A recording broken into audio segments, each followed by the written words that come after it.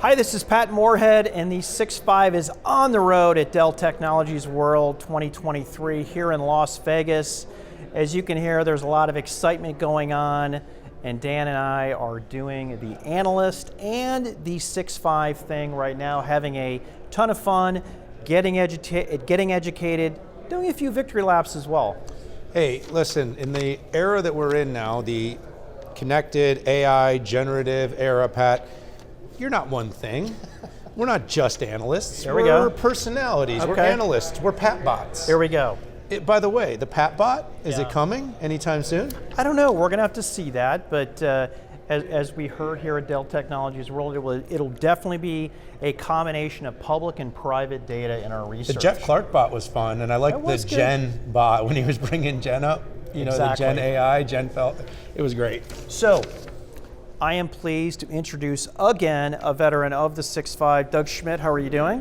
Well, I'm doing well, Pat. Dan, it's good to see you at DTW here in Las Vegas. Yeah. And I think the last one of these, we were just talking, Dan and I, about a year ago, I think in Austin, last one we did. That's exactly right. It's great that we have to come this far. I know. To sit down with Doug, since we're all in Austin. No, listen, I mean, Doug, you're on the front lines, and you're probably the most customer-connected group inside of Dell. I mean, you're doing services, and services are hot. I think we're in the mutual agreement society on that one, and we predicted, and I don't want to take your year, but it's very much becoming a services-led conversation with customers. So great to see you. Yeah, well, thanks for having me back on 6.5. Yeah, it's great to have you here. Let's kick off there. Kind of an update, but not everybody saw you on a year ago, so you're back. Give us just a quick overview, a quick taste of the work you're doing with Dell Technologies Services.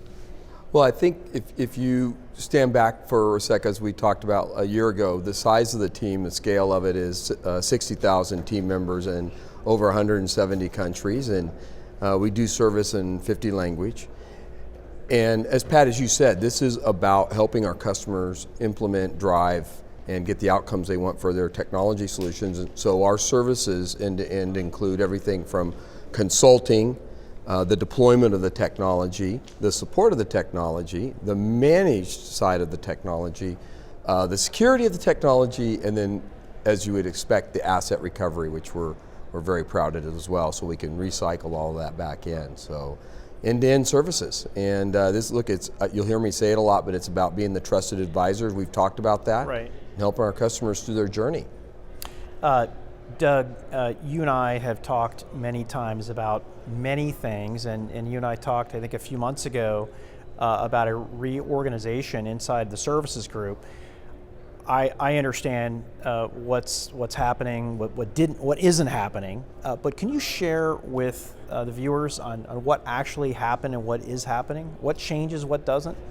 Yeah, well, first of all, that end-to-end services doesn't change, and the delivery of it doesn't change. So that's first and foremost. But you're right. Inside that end-to-end support that I talked about, right, which most people would think of as the break fix, the traditional services kind of, right, that we've all probably grown up with. If you look at where we've been over the last, and you and I have talked about this with Dan, over the last 5 to 8 years, it's been really driving out the calls and the dispatches. The reason is we know our customers have a higher eNPS, or, they're talking about their NPS scores, when they don't have an issue. And so that's been the catalyst for driving those activities out, so our customers never have an issue. We've made tremendous progress on that. When you look to the next 4 to 5 years of how to continue that, so our customers don't have issues and it's seamless, we have to get closer to the product. Right. We have great telemetry from that proactive, predictive support we have. How do you get that built into the products quicker? How do you get issues resolved with that telemetry quicker? It makes sense to get it closer to the product, and so that's where we moved it to. Makes a lot of sense. Yeah, and we have high benchmarks for where we want to go with that as well. Right. So. Yeah, absolutely, and I see so much change coming, and I think we'll hit on that a little bit with you later, Doug. But first of all, 60,000 I know, team no, members. every time he says languages, that, it's scale, and that's Dell Technologies. There's a lot of Dell. people Doug, and someday you'll have to pick your brain on how you keep them all smiling. But Good team. one thing about kind of keeping them all smiling too is the customer. And this year, we had we have our 6.5 Summit coming up, and our summit's all about what we call navigating rough waters. I think after a big boom for a few years, induced by whether you could say it was the pandemic or what caused it, we were all predicting somewhat of a slowdown in 2023. And while you could debate whether tech will slow down, because it could be deflationary, it could be, you're out talking, like, what's the sentiment on here in the US, on a global basis, kind of how do your customers feel about all that's going on in the macro environment? Well, that's a great question, and I think you're hearing it as well as I am from customers here at DTW. That is the case. I would say there's some themes though, and we've talked about these themes, and I always like breaking them down into themes that are a little easier to digest. We like simple. Simple Top works. 5 things my customers are saying. Now wait, just so we're clear, I didn't call you guys simple. I said I like the theory simple, So, we're still friends. But no, all joking aside, part of that, and actually in talking to you and others, we actually kicked off a Forrester survey about 9 months ago where we asked that and where the trends were at. And there were some interesting things. One of the key ones, before we get into what we were seeing for some of the trends, was back to what you were saying at the very beginning. About 71% of those customers said they are looking for assistance, professional service assistance, right, to help them with their journey. That was clear. So just echoes what you were saying, Pat. But those 5 themes really start. You aren't going to be surprised. Security comes up as one of the top themes. Yes, things are moving faster, but there's internal pressure, external pressure to make sure all of this is secure. And one of the good things we have inside the services is helping the cyber vault solutions. We have all of our issues in helping with incident management. And we just launched MDR 2.0, which is the managed detection and response for end-to-end, where we can help our customers manage that. The second one that you've talked about is multi-cloud. You've been talking about that for a while, Pat, and I have. And I'll let everybody know that I have. Yes, and so main stage. You heard Michael and Chuck talk about it yesterday, and you heard Jeff just echo that today. So multi-cloud, helping our customers, and this is an important piece. Right. By design, building multi-cloud, and so that's a key one. Third one is the edge. And it's funny, I get a lot of customers ask me even sometimes, and this is okay, is that why it's here, we're all learning from each other. What is the edge? And I always go back to, right, look, it's just take the store. We heard the whole story today from Gil on buying ice cream in a store, the shelf detects when it's removed, it places the order, goes to the manufacturer all the way down to production. That is the edge, and we're helping our customers deploy that as well as design it. So that's a key one. Hybrid work, the fourth one. COVID definitely sped that trend up, and what we're seeing in that is customers are looking to help manage that end-to-end life cycle for the client products. We launched our Apex PC as a service, another item that we've talked about right, numerous times, so we're looking forward to that and helping our customers with that. And then tying that all up on the fifth one is this trusted advisor, helping our customers through all of their technology journeys, as well as getting the outcome. And that's going to be the key. So those would be the 5 things that we're hearing here. I would also say that I don't think those trends, similar to how hybrid work was escalated in terms of how fast we went to that trend with COVID. Right. I think these economic headwinds are actually accelerating the trends we saw a year to 2 years ago coming out. So yeah, I'm curious, is there any special way that Dell Services is responding, particularly to the recent turbulence? Having to create either new and different products, or maybe approach a product differently based on some of the recent turbulence, or which I think is pure Dell fashion. It's full steam ahead. You had predicted some of these things and you're responding to it with what you outlined previously? Well, let me see if I can get, if the trends I don't think were missed. Right. By any means, I think you're I'm hearing speaking that. more of the financial turbulence here, right? Has that changed the scene at all for you? And let's just say, for lack of an exact date, the past 12 months, where we have debate on whether we have inflation, but we have interest rates going up and to the right, and there has been an overall global economic slowdown. Started with consumer, and then it moved into the commercial markets. How have you had to respond to those in the services group? Or maybe you haven't had to. Well, no, everybody adjusts, but ours on the service side is more adjusting to what the customers need now more than ever before that. Specifically, in other words, flexibility, for example. The customers are looking for more flexible solutions, and what I mean by that is, look, how they want to pay for services and the solutions, whether it's CapEx per drink. So yes, we are getting more flexible. We are having to build solutions that cater more to that.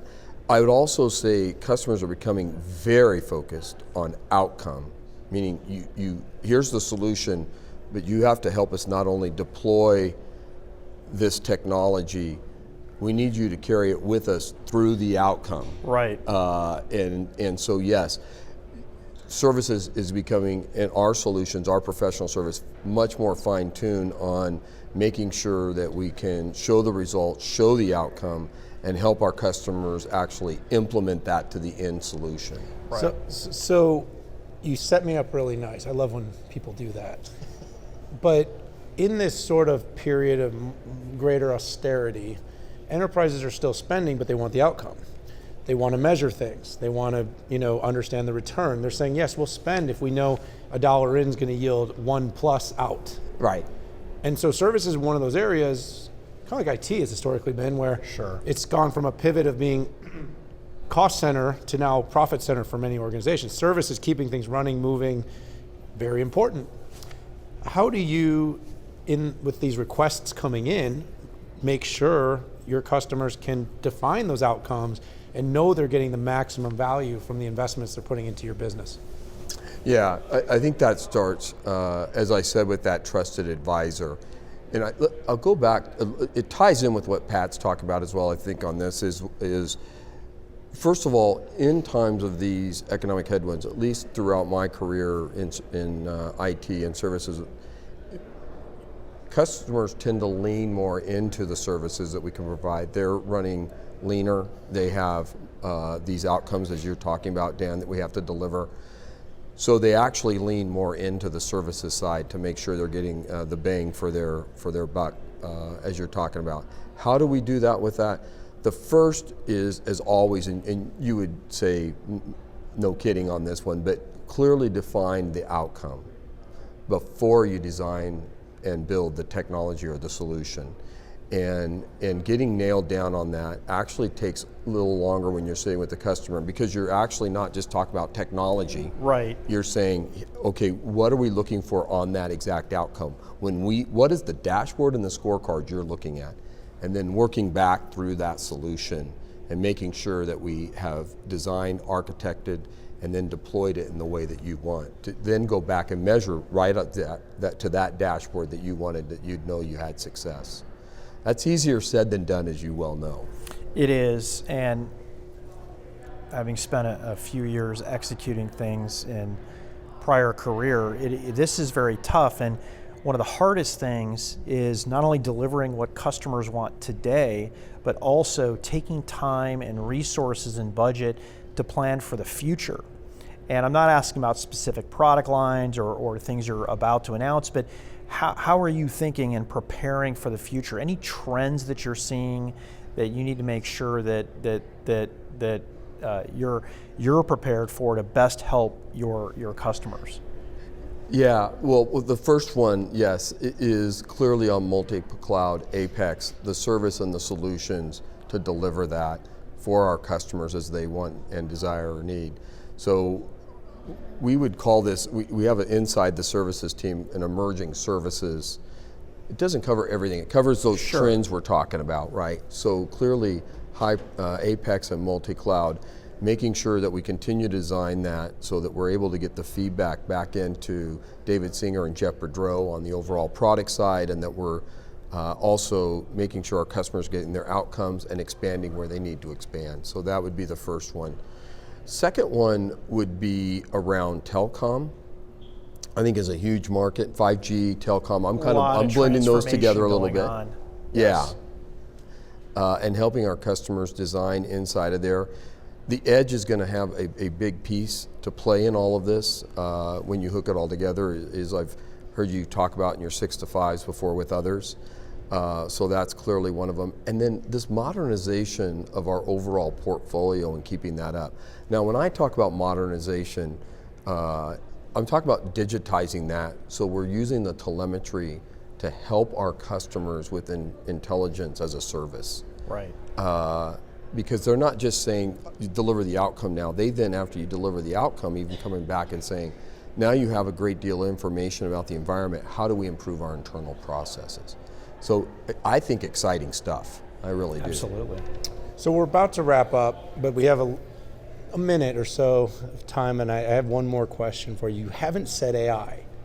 I don't think you said AI. That's okay. I'm actually glad he did. I know. I don't think we can do a video. I don't think we're allowed to do a video in the year 2023. Not talking about AI. Now, I'm not necessarily expecting you to spill the beans or anything, but any just kind of more macro thoughts on how AI might influence the business you're leading? Yeah. Look, generative AI is clearly helping our customers with that. You heard about Project Helix today. Very exciting about that with NVIDIA. So clearly it is forefront of what people are and our customers are asking us for. But this generative AI really offers a great deal of opportunity. And in services, we've been using it for a while. Yeah. We have 3,500 of our processes digitized. We're using Celonis and Eris on top of this. Now with generative AI, you can go in and use the natural language on top of that unstructured data, get valuable information. So look, I think it's going to be great. I also believe it's going to help us provide better service to our customers. We're going to spend more time in front of our customers, which is what we as service people love to do, not doing the back end. So I think this is going to be great. And then the second piece of that is topping that into the intelligence as a service. And the power both of those together are going to bring about giving those outcomes to our customers, man, it's going to be something. I'm looking forward to it. Well, thank you for appeasing me. I mean, look, everybody out there. I mean, it's funny. We actually wrote a paper years ago on predictive and proactive support that used machine learning algorithms on the client. Maybe it was 7 or 8 years ago, 6 or 7 years ago. Trend spotter. No, exactly. And I think we got all excited as analysts about the new shiny thing, and that new shiny thing right now is generative AI. And what's really cool is the theory of how it could radically change the service environment. So I think you're going to be very busy, and what I'm hoping is that we can do an update soon. Maybe 6 months. Maybe it'll be at next year's Dell Tech World to talk a little bit more about the value add that you're using with generative AI to bring outcomes to your customers. I would really like to do that. As you know, I have a deep passion for all of that. Love to talk about what we're doing internally to learn as well. We've made a lot of progress, and again, you're exactly right. We're going to be able to provide better service, spending more time in front of our customers with generative AI. Yeah, and possibly, Pat, it'll be the three of us, if we can't get our schedules, meeting in the metaverse, doing it with our avatars. That's right. Using generative AI, and then we can transcribe, create the supercuts, and share them with the world. I don't know. I like spending time with Doug. I do too. So, I do too. Schedule permitting. Yeah. Doug, we'd love to see you again soon. Well, Thanks so excellent. much for joining us. Well, thank you very much for having me. All right, everybody, there you have it. It's Dell Technology World, and we're the 6.5 on the road. Excited to have you tune into all the episodes here from the event. But for Patrick, for myself, it's time to say goodbye. Thanks for tuning in.